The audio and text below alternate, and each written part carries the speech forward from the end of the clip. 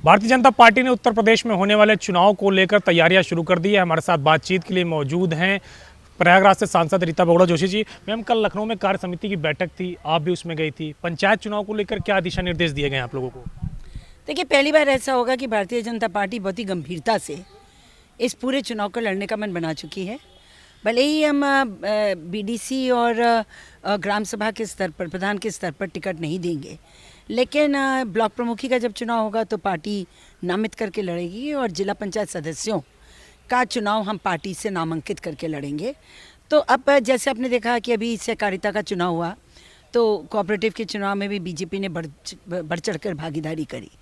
तो हम लोगों को ये लगता है कि जनता के जीवन से, आम आदमी के जीवन को छूने वाली जो भी संस्था है, उस संस्था में हम लोगों को, क्योंकि केंद्र में हमारी सरकार, प्रदेश में, तो वहाँ भी हमारी पकड़ होनी चाहिए ताकि निष्पक्ष तरीके से, बिना किसी भ्रष्टाचार के, हम लाभ लोगों तक पहुँचा सकें।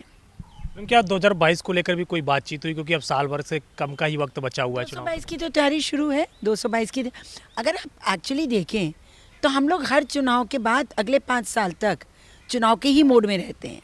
मोड इसलिए क्योंकि काम है जनता तक पहुंचने का। अब कोई आपदा आई तो घर घर पहुंचे। कोविड में देखिए किस तरह से एक एक घर लोग गए। हमारे किसान, अभी किसान बिल आया, उसमें बड़ी भ्रांतियां लोगों ने फैलाई। हमारे कार्यकर्ता घर घर गए, लोगों को समझाया, चौपालें लगाई। हमारी जो जन कल्याणकारी योजनाएं हैं, चाहे वो शौचालय की रही हो, उज्ज्वला की रही हो या अन्य रही हो, उनको भी घर घर तक पहुंचाने का काम और ये निगरानी करने का काम कि सही पात्र को मिल रहा है कि नहीं, इसमें बड़ी भूमिका भारतीय जनता पार्टी की रही।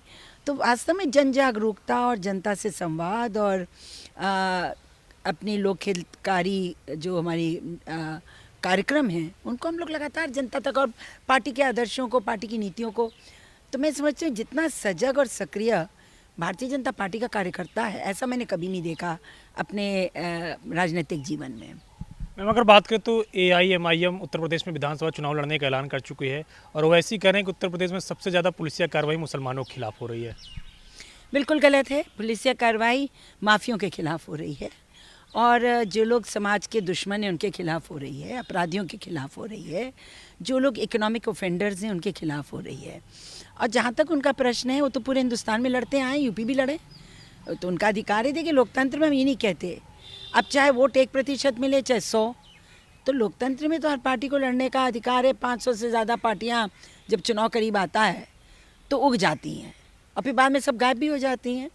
तो हमको किसी पार्टी से नहीं, हमको तो अपनी पार्टी की नीतियों को, रीतियों को और सरकार के कामों को लेके जनता में उतरना है। मैं आपको बहुत ही विश्वास के साथ कह रही हूँ, इतना ज़बरदस्त प्रभाव लोगों के मन में कुशल स्वच्छ प्रशासन मोदी और योगी का है कि उसका बहुत ज़बरदस्त लाभ चुनाव में मिलेगा। हमको काम, अगर हमने अपना काम ठीक से किया है तो हमें फिर और कोई तंत्र इस्तेमाल करने की आवश्यकता ही नहीं है।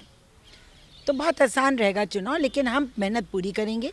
जनता का विश्वास प्रधानमंत्री में है, जनता का विश्वास अब योगी जी की योग्यता में भी आ गया है। तो मुझे नहीं लगता कि हमारी सरकारों को कोई खतरा है।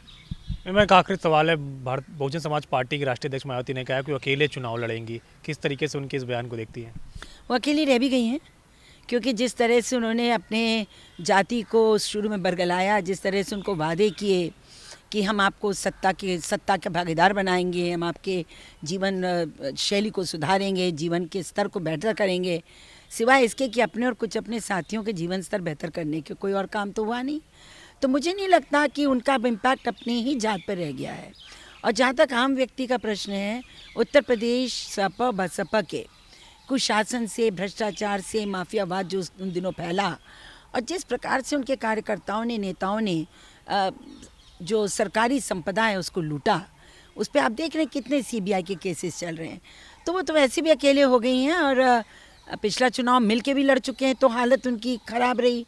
फिर लड़ें तो लोकतंत्र है, जैसे मैंने आपसे कहा, सब लड़ें, अकेले लड़ें, मिलकर लड़ें, लेकिन भारतीय जनता पार्टी बहुत सशक्त है अपने कामों से, अपनी कृतियों से।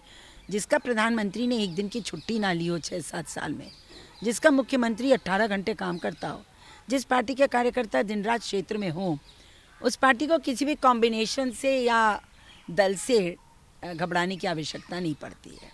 शुक्रिया हमसे बातचीत करने के लिए। तो यहाँ प्रयागराज से सांसद डॉक्टर रीता बहुगुणा जोशी, जिनका कहना है कि बहुजन समाज पार्टी की राष्ट्रीय अध्यक्ष अकेले रह गई हैं, चाहे अकेले चुनाव लड़ें या किसी और के साथ लड़े, बहुजन समाज पार्टी का कुछ उत्तर प्रदेश में नहीं होने वाला है। कृष्ण वीरपाल के साथ अविनाश तिवारी, एबीपी गंगा, दिल्ली।